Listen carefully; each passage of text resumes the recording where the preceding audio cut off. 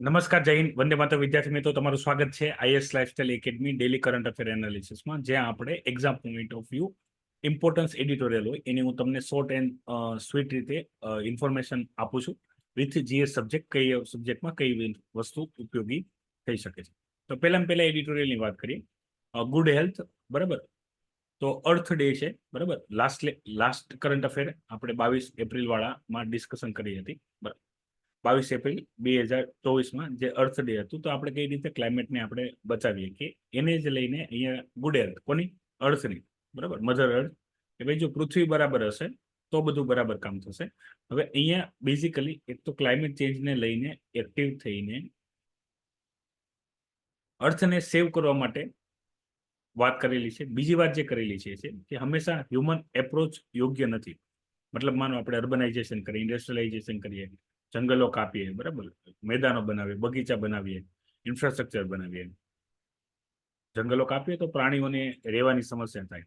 તો દર વખતે હ્યુમન સેન્ટ્રિક આપણે જેટલા પણ ડિસિઝન લીધા કરીએ, બરાબર, એન્વાયરમેન્ટને ફોકસ ના કરીએ અને અન્ય ઘણી બધી બાબતો, તો એવી સ્થિતિમાં શું થશે કે ભાઈ અર્થ હશે, બરાબર, એનું જે બેલેન્સ હશે, બેલેન્સ ખોરવાઈ જશે અને એની માઠી અસર હ્યુમન્સ ઉપર પડશે, બરાબર. કારણ કે અર્થ ઓનલી હ્યુમન્સ માટે નથી, બધા એક સાથે રહી છે, એને લીધે એ ઇફેક્ટિવલી કામ કરે છે. તો જે અહીંયા એપ્રોચ આપેલા છે, હાલાકી એપ્રોચ દરેક કન્ટ્રી અપનાવે તો બરાબર આમાં, કારણ કે અર્થનું એવું હોય કે એક દેશના ડિસિઝન લેવાથી કામ નહીં થાય. આ ટોપિક આવશે જીએસ પેપર 3માં, બરાબર, એન્વાયરમેન્ટ એન્ડ ઇકોલોજી. અર્થને બચાવવા માટે આપણે શું કરીએ છીએ, તો એની અંદર આપણે ડિટેલમાં જોવાનું રહેશે. Environment, biodiversity, climate action. Most ઓફલી બાયોડાયવર્સિટી કન્ઝર્વેશનને લઈને મલ્ટિપલ ક્વેશ્ચન પૂછાય છે જીએસ પેપર 3ની અંદર. પછી ઘણી વખત જે બેલેન્સ કન્ઝર્વેશન છે, બરાબર. તો અહીંયા વાત કરી છે ગ્રેટ ઇન્ડિયન બસ્ટર્ડ, જે મોસ્ટ ઓફલી મતલબ એક પક્ષી છે જે રાજસ્થાન, ગુજરાતમાં જોવા મળે છે અને ગણીએ કઈ, બરાબર, 200 જેટલી પોપ્યુલેશન વધી છે. તો એને બચાવવા માટે કંઈક કામ કરવામાં આવે, ઓલરેડી ઉપાય ચાલે છે અને યુપીએસસી માટે મોસ્ટ એમપી છે ગ્રેટ ઇન્ડિયન બસ્ટર્ડ, બરાબર. Critical in danger any આયુસીએન status છે અને શેડ્યુલ 1 વાઇલ્ડ પ્રોટેક્શન ની અંદર શેડ્યુલ 1 કેટેગરીની અંદર છે, જેને બચાવવા માટે કામ કરવામાં આવે છે. મોસ્ટ ઓફલી એને બચાવવા માટે વાઇલ્ડ લાઇફ સેન્ચ્યુરી અથવા નેશનલ પાર્કની અંદર એનું જતન કરવામાં આવે કે જેથી એની પોપ્યુલેશન વધે, લુપ્ત ના થઈ જાય. ઘણી બધી એવી પ્રજાતિ છે જે ક્લાઇમેટ અને આપણી એક્ટિવિટીને લીધે લુપ્ત થવાની અણી ઉપર હોય, તો એને આપણે બચાવી શકીએ. હવે અહીંયા જે ઇન્ફોર્મેશન આપેલી છે, એ ઇન્ફોર્મેશન આપેલી છે most basically for political party and for vote sharing, બરાબર. આપણા માટે કામનું નથી, સ્કીપ કરી શકાશે.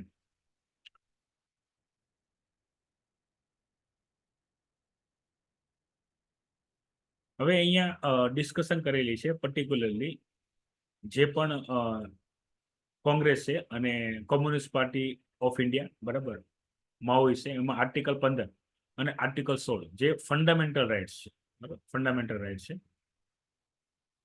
Right two ઇક્વાલિટીમાં. અને આર્ટિકલ 15 અને આર્ટિકલ 16 સ્પેશિયલી એ વધારે, બરાબર, બેનિફિટ પ્રોવાઈડ કરે છે સોસાયટીના અલગ અલગ તબક્કા, બરાબર. એમાં એજ્યુકેશનલ એન્ડ જોબની અંદર સ્પેશિયલ, બરાબર, કોઈ પણ સર્ટેન કન્ડિશન આધારિત આપણે શું કરીએ કે છીએ, અન્ય વ્યક્તિ કરતા વધારે બેનિફિટ આપણે ટ્રાન્સફર કરીએ છીએ. તો આની અંદર જે ડિસેબલ વ્યક્તિ છે, બરાબર, એને તમે જોતા હશો, જેને આપણે ફિઝિકલી હેન્ડીકેપની કેટેગરીમાં આપણે મૂકીએ. એમાં પણ અલગ અલગ કેટેગરી છે ને એમાં આપણે કેટલા બેનિફિટ ટ્રાન્સફર કરી શકીએ છીએ, એને લઈને અહીંયા ડિસ્કશન કરેલી છે. આપણે આપવું જોઈએ કે ના આપવું જોઈએ, આપવું જોઈએ તો કેટલું આપવું જોઈએ, એક મોટો ચર્ચાનો વિષય છે. આમાં રાજ્ય વાઇઝ અને સેન્ટ્રલ, બરાબર, બધાની ગાઈડલાઈન જે છે એ યાદ રાખવાનું છે. આ તમારા માટે તો કામના છે જો તમે ફિઝિકલ ડિસેબલની અંદર છો તો, અધરવાઇઝ નોટ. ચર્ચાનો વિષય છે. મેન્સ કે પ્રિલિમ્સ માટે ડાયરેક્ટલી કોઈ ક્વેશ્ચન નહીં બને, બરાબર. ઇન્ટરવ્યુમાં તમને આની ઉપર ડિબેટ થઈ શકે છે. તો એ હિસાબે ગુકેશ, બરાબર, સૌથી યંગ એજ ચેસ ચેમ્પિયન. આપણે ફ્રન્ટ ન્યૂઝ મતલબ પેલું પેજ, બીજું પેજ, ગુકેશની જે સક્સેસ છે, બરાબર, એને જ અહીંયા ઉલ્લેખ કરેલો છે. ભારતમાંથી ચેસની અંદર સૌથી વધારે પરફોર્મન્સ વધવા લાગ્યું છે, બરાબર. Thanks to sports person and sports Phillips કે આવી બધી એક્ટિવિટી થાય છે અને એ આપણને શું કરે છે, મદદરૂપ કરે છે વર્લ્ડ ચેમ્પિયન બનવામાં. તો ઘણી વખત આપણે એને આપણે કન્સિડર કઈ રીતે કરવાનું છે, તો ઘણા એવા સ્પોર્ટ્સ છે જેમ કે એની બહુ ડિમાન્ડ છે, લાઈક ક્રિકેટ. પણ ક્રિકેટમાં યુપીએસસી જેવું જ છે કે ભાઈ તૈયારી તો ઘણા બધા કરે પણ બધાને સ્કોપ મળે નહીં, બધાને રમવાનો ચાન્સ મળે નહીં. એમાં નેશનલ ટીમ એની જગ્યાએ અધર છે, એમાં છે ટેબલ ટેનિસ, ચેસ, બરાબર, સ્વિમિંગ, રનિંગ. આ બધા સ્પોર્ટ્સ એવા છે કે જેમાં આટલો બધો ખર્ચ નથી. ક્રિકેટમાં ઘણો ખર્ચ છે, બરાબર. સામાન્ય વ્યક્તિ માટે ક્રિકેટની અંદર જે કેરિયર બિલ્ડ કરવું એ ખર્ચાળ છે, તો દરેક વ્યક્તિ કરી શકતા. ફૂટબોલ છે ભાઈ, બરાબર. તો આની અલગ અલગ સ્પોર્ટ્સ જે છે એને ફોકસ કરીને ચાલે. સરકારે આના માટે ઘણું બધું કાર્ય કરે. હવે અહીંયા તાઇવાનમાં આવેલા અર્થક્વેક જે છે એની વાત કરે છે, બરાબર. તો તાઇવાન જે છે એ જે હિમાલયન પ્લેટ છે, બરાબર, એટલે યુરેશિયન પ્લેટ છે, પછી પેસિફિક પ્લેટ છે અને જે જાપાન છે, બરાબર. તો ત્રણેય જગ્યાના એક જંકશન છે, બરાબર. પ્લેટ ટેક્ટોનિક આપણે આમાં થિયરી જોશું.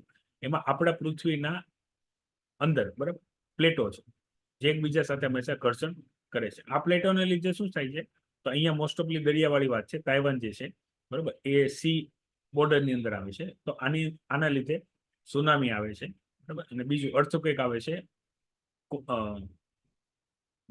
જે કોન્ટિનેન્ટલ પ્લેટ, બરાબર, એમાં આવે છે અર્થક્વેક.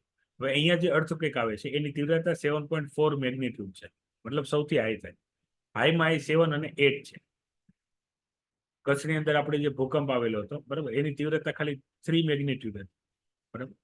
તો આને લઈને આપણે શું કરીએ કે છીએ, તો જાપાન તમે જોશો, તાઇવાન જોશો, આ લોકોની જગ્યાએ આ લોકો એવા અર્થક્વેક પ્રોન એરિયા છે, મતલબ ત્યાં અર્થક્વેક આવવાના જ છે. ભારતમાં પણ એવા જે એરિયા છે એ છે હિમાલયન રીજન વાળા, બરાબર, હિમાલયન રીજન વાળા. પછી આપણે કચ્છ વાળો જે એરિયા છે, બરાબર, મતલબ આપણું જે આ રીતનો જે કચ્છ વાળો જે અખાત છે ને, બરાબર, એનું સ્પેસિંગ વધે છે એટલે કચ્છમાં ભૂકંપ આવે છે. જીઓગ્રાફીમાં આપણે જોશું, બરાબર.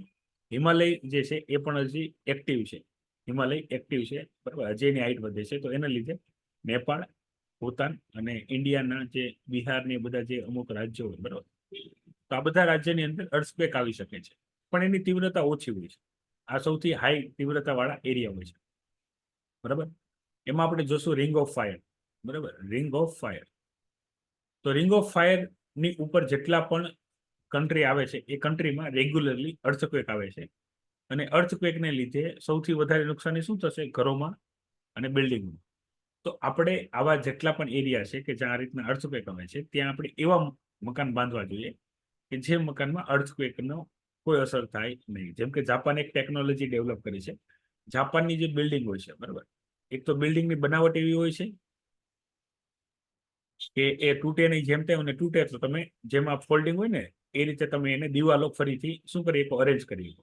પછી જે વ્યવસ્થા છે એ છે એના જે પાયા છે, એના પાયા જે મુખ્ય એનો આધાર હશે, બરાબર, એની સાથે ડાયરેક્ટલી જોડાયેલા હશે નહીં, વચ્ચે સ્પેસ હશે, બરાબર. તો અર્થક્વેક આવશે તો અહીંયા વાઇબ્રેશન થશે, બરાબર, અહીંયા વાઇબ્રેશન થશે, પણ બિલ્ડિંગને કંઈ નહીં. બીજું, આપણે આ ટોપિક આપણે કામમાં ક્યાં લેવાનું છે, આ ટોપિક આપણે કામમાં લેવાનું છે ડિઝાસ્ટર મેનેજમેન્ટમાં, ભૂકંપ માટે. તો અર્લી વોર્નિંગ સિસ્ટમ આપણે જોશું. અર્લી વોર્નિંગ સિસ્ટમ મતલબ અર્થક્વેક આવવાનું. અર્થક્વેકમાં યાદ રાખજો, એક હોય પોઈન્ટ ઓફ અર્થક્વેક, બરાબર, અને બીજી જગ્યાએ એની તીવ્રતાની વેવ્સ હતી. અહીંયા સૌથી વધારે હાઈ તીવ્રતા હોય, જેમ આગળ સ્પ્રેડ થાય એમ ઘટતી જાય. તો અર્લી વોર્નિંગ સિસ્ટમ શું કરશે, એટલીસ્ટ 5 કે 10 મિનિટ પહેલા તમને વોર્નિંગ આપી દેશે કે ભૂકંપ આવે છે, બરાબર. તો તમે તમારા ઘરના એવા કોઈ પણ સેફ એરિયા હોય, બરાબર, મતલબ ટેબલની નીચે તમને કંઈ વાગે નહીં, તમારી ઉપર કંઈ પડે નહીં, એવા જગ્યાએ તમે બધા, બરાબર, તમે રહી શકો. જેવો ભૂકંપ પૂરો થાય, બરાબર, એવું તમે કરી શકો. હવે આની સૌથી મોટી પ્રોબ્લેમ ક્યાં થશે, હાઈ રાઇઝ, બહુ મોટી બિલ્ડિંગો ને છે એમાં બિલ્ડિંગો ધરાશય થઈ શકે છે. હાલાકી આપણી જે બિલ્ડિંગો છે એ તો મતલબ 4 કે 5 ની તીવ્રતાનો ભૂકંપ આવશે તોય તૂટી જશે, બરાબર. પણ અહીંયા તાઇવાન, જાપાન, આ બધા લોકો બહુ એડવાન્સ કામ કરે છે, કારણ કે ત્યાં ભૂકંપ આવવું સામાન્ય વસ્તુ, બરાબર. આપણે જેમ વરસાદ આવે માવઠા, એમ ત્યાં ભૂકંપ આવે. તો આવી ટેકનોલોજી ડેવલપ કરીએ. વિશ્વના અન્ય દેશોમાં એ કે ભવિષ્યમાં જો આવી કોઈ મોટી હોનારતો વાળા ભૂકંપ આવે તો એની અસર આપણી ઉપર કઈ વધારે થાય નહીં. અર્થક્વેક યાદ રાખજો. ખ્યાલ છે ભૂકંપ કઈ રીતે આવે છે? ભૂકંપ આવવાની રીત ખબર છે? ભૂકંપ આવે છે શા માટે?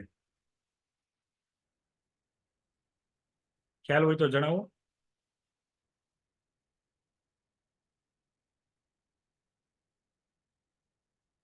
જે પણ ખ્યાલ હોય તમને.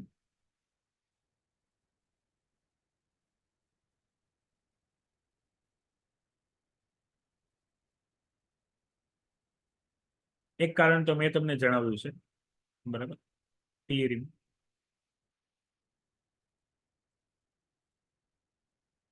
ભૂકંપ શા માટે આવે? કોઈ પણ જગ્યાએ ભૂકંપ આવે તો ભૂકંપ આવે શા માટે?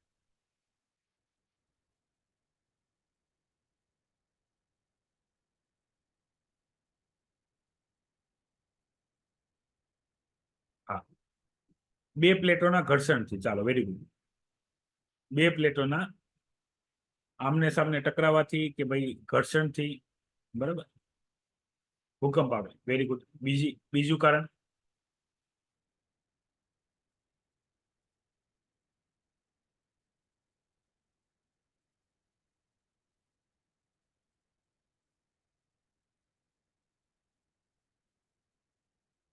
અને આ ટોપિક ક્યાં આવશે? તો એક તો ડિઝાસ્ટર મેનેજમેન્ટમાં આવશે, બરાબર, ઉપાય, ભૂકંપના ઉપાય શું, અને આ જે ભૂકંપ આવે છે શા માટે એની થિયરી જે આવશે એ આવશે જીઓગ્રાફી, બરાબર. બીજું અહીંયા સિમ્પલ કારણ એ રીતે યાદ રાખજો કે ભાઈ જે પણ અહીંયા માની લો બે પ્લેટ ભટકાય છે, તો એક પ્લેટ, બરાબર, એક પ્લેટ જે ભારે હશે, બરાબર, જે ઓશેનિક પ્લેટ હોય એ ભારે હોય, તો એ સબડક થશે, નીચે જતી રહેશે આ રીતે. બે પ્લેટ પેલા ભટકાશે, પછી એક જે ઓછી વજન વાળી પ્લેટ હશે એ જતી રહેશે ઉપર અને વધારે વજન વાળી નીચે. તો આ પ્લેટ જે નીચે જાય છે, બરાબર, એ લાવા સ્વરૂપે બહાર નીકળે અને ઉપર આવે. તો અહીંયા જે લાવાનું પ્રેશર થાય છે, વરાળ છે, બરાબર, એને લીધે. તો આ જે કારણ છે એ છે હિમાલય વાળું, બરાબર, એ છે હિમાલય વાળું કારણ, બરાબર. હિમાલયમાં જે અર્થક્વેક આવે છે એ આના લીધે આવે છે, બરાબર, કારણ કે હિમાલય ઉપર કોઈ પ્લેટ ઘર્ષણ નથી પામતી, પણ નીચેથી નથી, જે ઓલરેડી એક યુરેશિયન પ્લેટ છે, બરાબર, એ સબડક થઈ ગયેલી છે અને એને લીધે જે લાવા સ્વરૂપે બહાર આવે છે, તો અફ્લિપમેન્ટ થાય છે, એને લીધે થાય છે. અફ્લિપમેન્ટ બે રીતે થશે, કાં તો નીચે લાવવામાં, બરાબર, જે ગેસીસ હશે એ પ્રેશર કરશે ઉપરની જમીન ઉપર બહાર આવવા માટે, લાવા, બરાબર, લાવા ગરમ હશે, એમાંથી ને પણ ઘણા બધા ગેસીસ નીકળતા હશે, એ ગેસીસ એક જગ્યાએ ભેગા થશે અને પ્રેશર ક્રિએટ કરશે, બરાબર. તો જે એ બહુ દબાણ વધી જશે અને ફાટીને બહાર નીકળશે, તો ત્યારે પણ ભૂકંપની કન્ડિશન થશે. તો એક તો આ પ્લેટ વાળી અને બીજી આ રીતે, બરાબર, જે પૃથ્વીના પેટલની અંદર ની ગરમીને પ્રેશરને લીધે ભૂકંપ આવશે.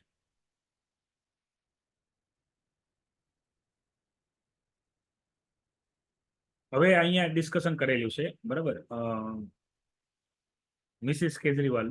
આપણા માટે મિસિસ કેજરીવાલ ઇમ્પોર્ટન્સ નથી, આપણા માટે ઇમ્પોર્ટન્સ છે સ્ટાર કેમ્પિંગ. મતલબ અગત્યનું નથી અને પૂછાશે પણ નહીં એક્ઝામમાં.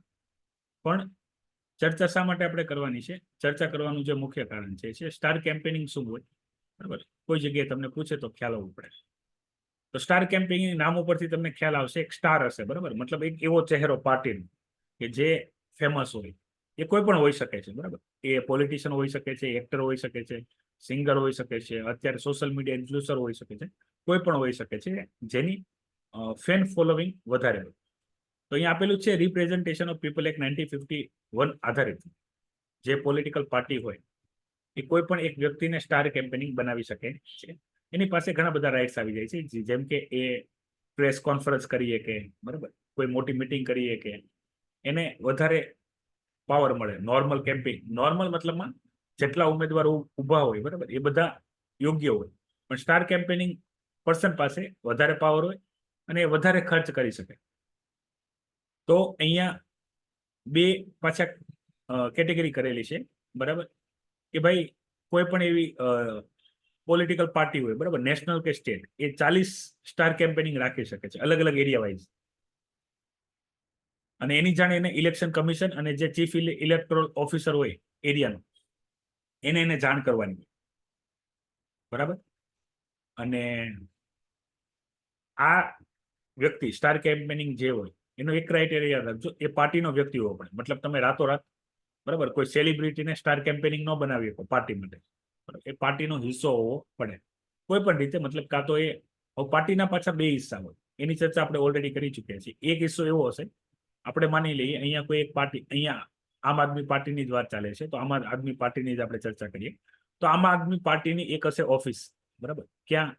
તો દિલ્હી જે લેજિસ્લેટિવ એસેમ્બલી છે, બરાબર, એની બહાર જે બધા ડિસિઝન પાર્ટી લેતી હોય, પાર્ટી ઓફિસ હોય.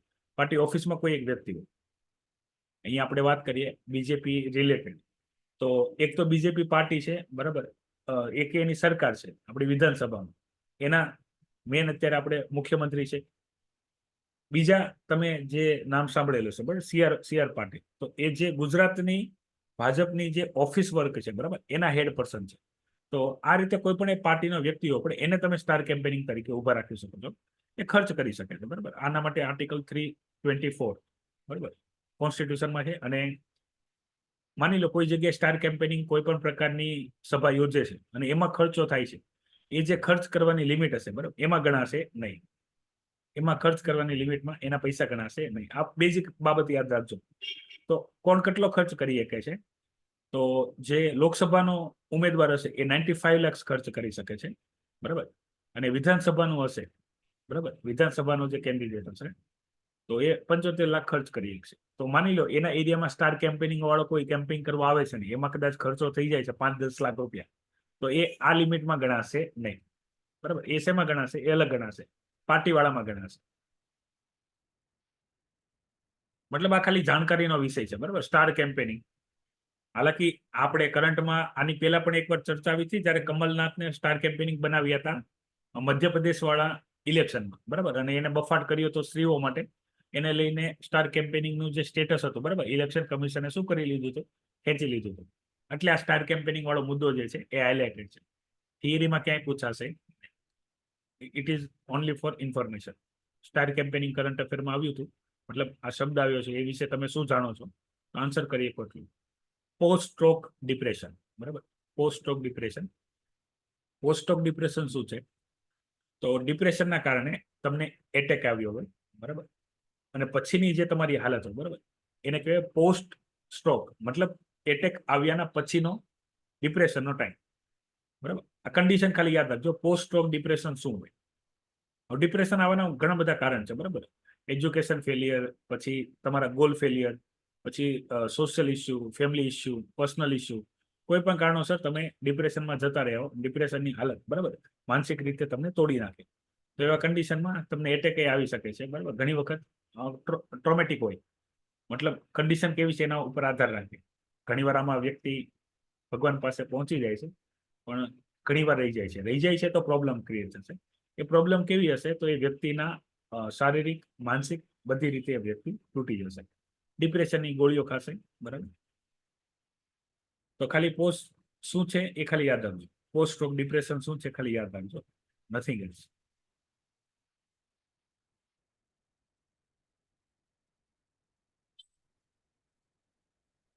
હવે આપણા માટે જીએસ પેપર 1, બરાબર, GS paper 1 art and culture. Art and culture માટે એક અગત્યનો ટોપિક છે એવોર્ડ્સ, બરાબર. એવોર્ડ્સ એની અંદર આવશે પદ્મા એવોર્ડ, તો મોસ્ટ સિવિલિયન એવોર્ડ.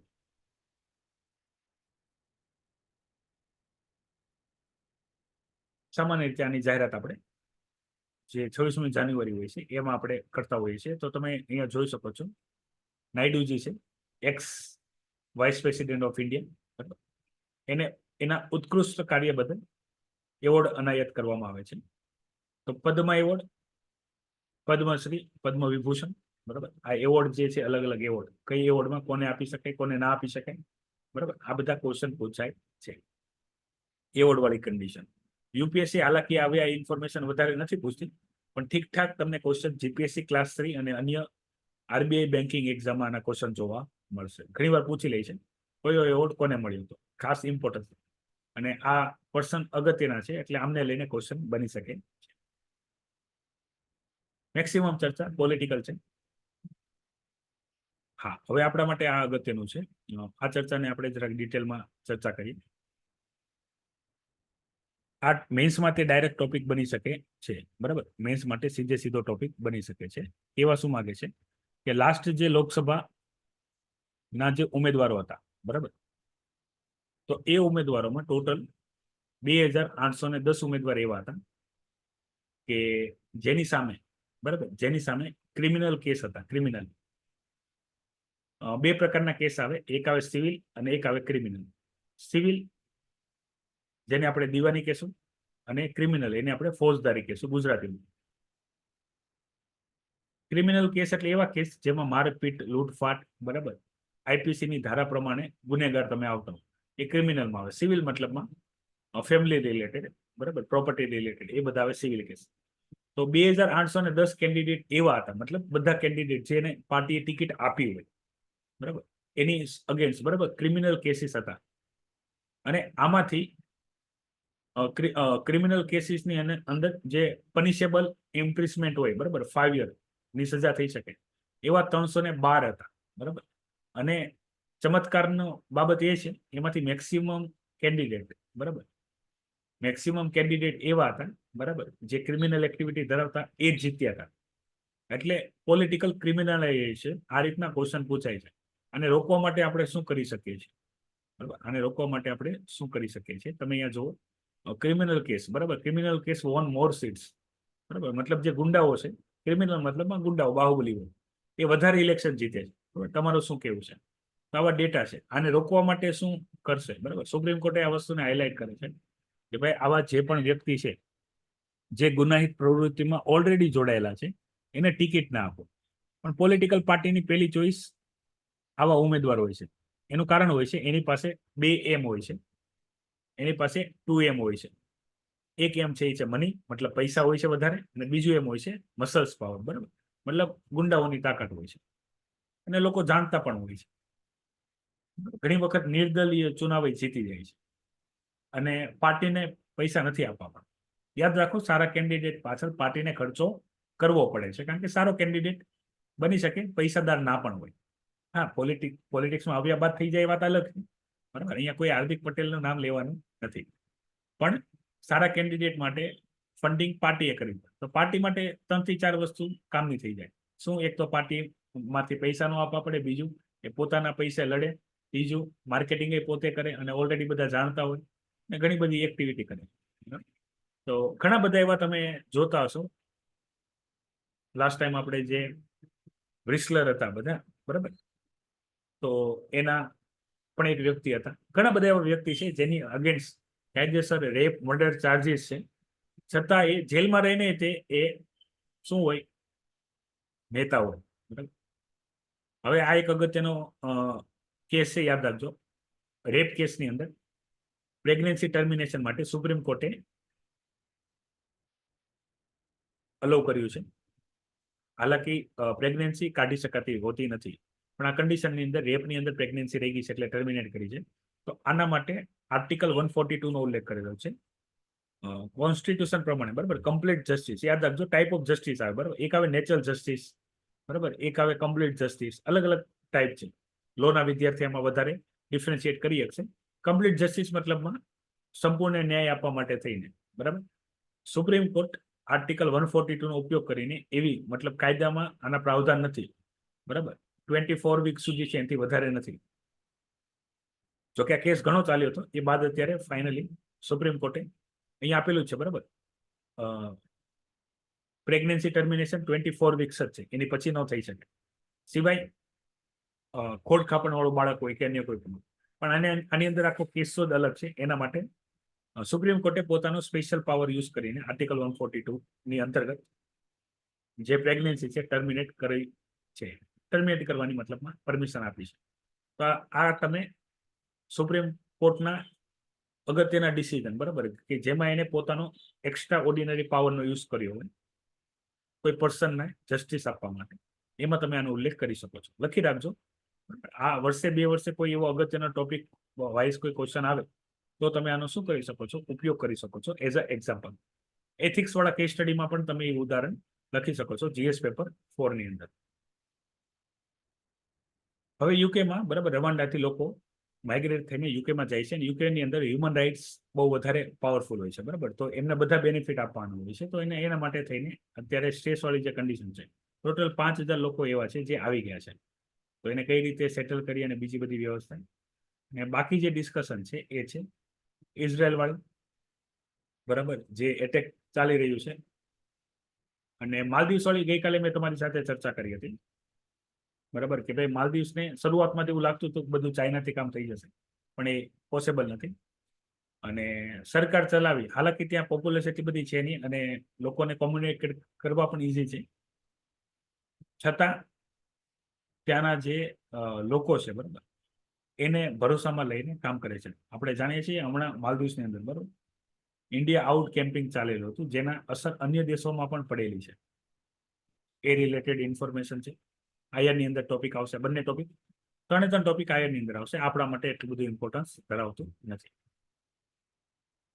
અને ગુકેશ વાળી જે ઇન્ફોર્મેશન છે એ પણ જોઈ લો.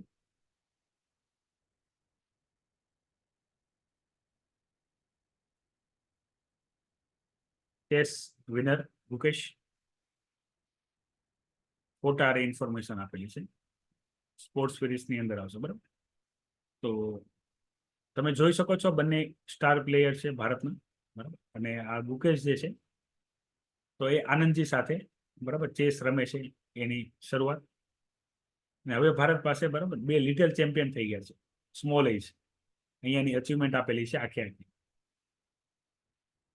હા, કામ ક્યાં લાગશે? જો તમે ચેસ પ્લેયર છો, બરાબર, મતલબ તમારી હોબી સ્પોર્ટ્સ તમને ગમે છે, તમારા સ્પોર્ટ્સની અંદર તમે ચેસ લખવાના હોવ, તો ઇન્ટરવ્યુ માટે આ ઇન્ફોર્મેશન તમારા માટે કામની થઈ શકે છે. અધરવાઇઝ તમે સ્કીપ કરી શકો છો, નથિંગ એલ્સ. તો આજના કરંટ અફેરમાં ઘણી બધી આપણે ઇન્ફોર્મેશન ચર્ચા કરી. કોઈ ઇન્ફોર્મેશનમાં કોઈ ડાઉટ હોય તો પેલા જણાવો.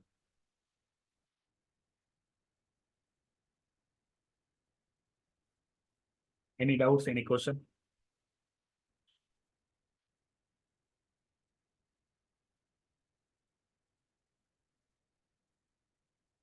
તો અહીંયા આપણે લેક્ચરને વિરામ આપીએ છીએ, બરાબર. કોઈ પણ ડાઉટ્સ હોય તો પણ તમે જણાવી શકશો. જય હિન્દ, વંદે માતરમ.